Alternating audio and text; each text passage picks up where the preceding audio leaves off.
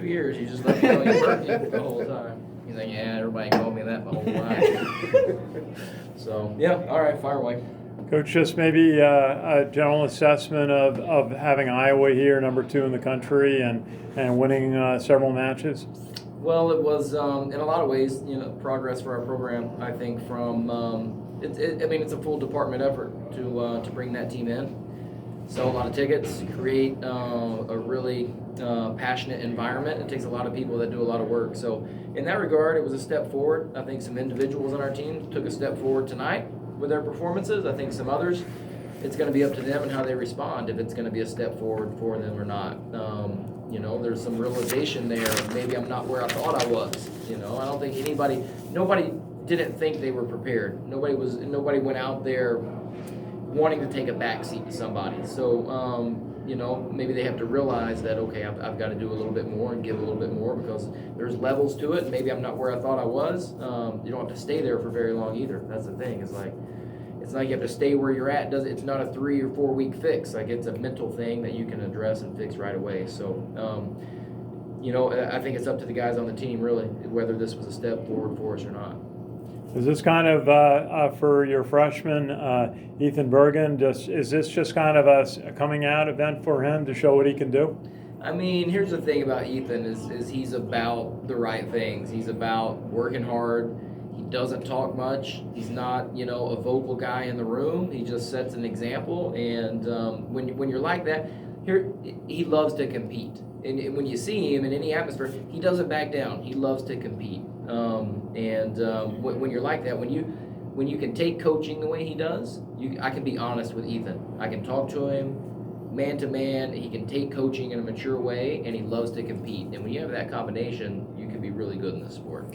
How about Julian Sanchez with his win in the 141 category? Really proud of Sanchez, because, as I told somebody else, I've seen him in that match before, and he didn't get his hand raised. And at some point, he made a decision that close isn't good enough. And he dominates the first period.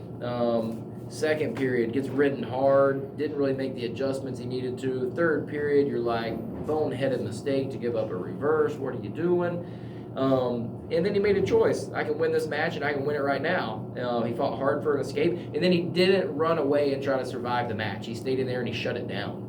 And he defended, and he didn't back away. And so, for a lot of reasons, coming off the week he had last week, it wasn't great. Like, just for a few reasons, I'm really proud of Sanchez for what he did tonight.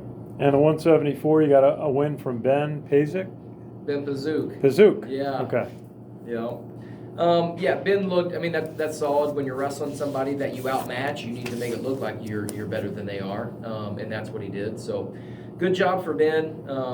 He's excited to continue making progress, so that's good for us. He's like a happy-go-lucky, sweet kid, but to see the competitor come out and continue to make progress, he needs to. I mean, he's got the skills and the ability to compete amongst the best in the country, and he needs to continue to move forward. Every time he competes, he's got to get better and grow from it, and I think he will from tonight.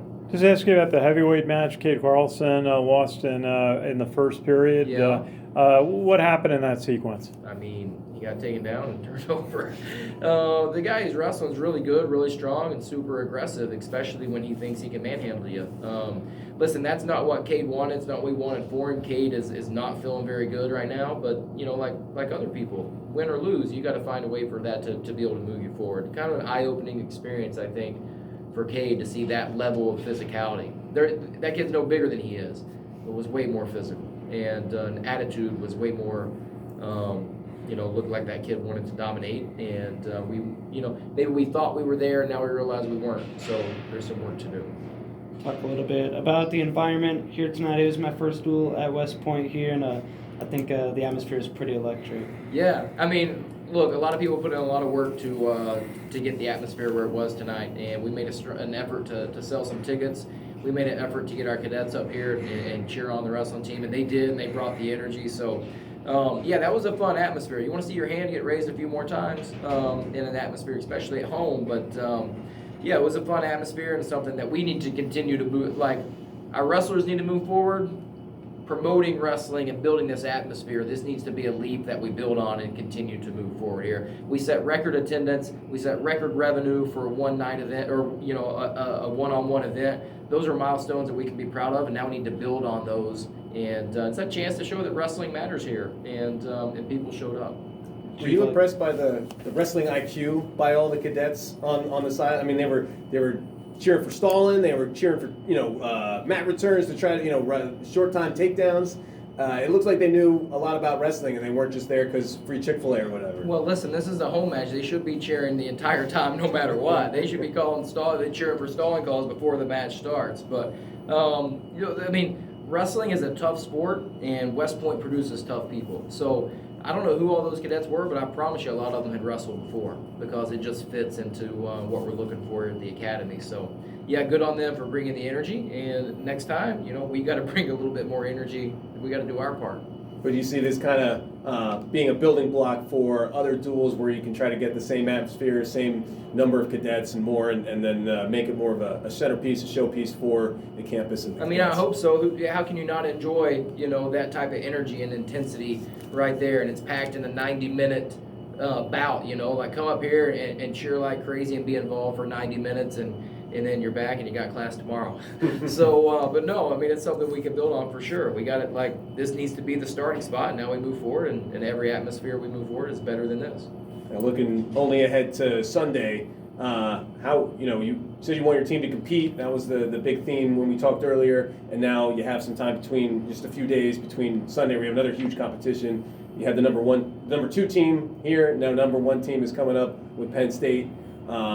Did they compete like you wanted to today? And then what are you gonna work on between now and Sunday? There's 10 matches, and some competed the way you want, and some people have performances that, they expected more out of themselves. They got to move better.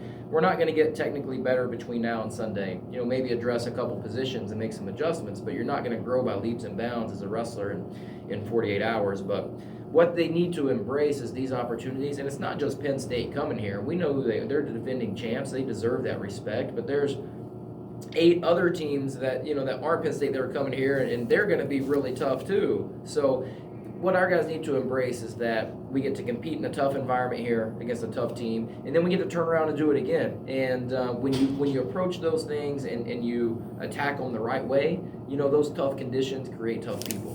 So we just need to make sure this is an opportunity that makes us tougher, and not an opportunity for us to. There's only one way to look at it, right? Is be excited about the competition, and when you are, then it's going to make you better.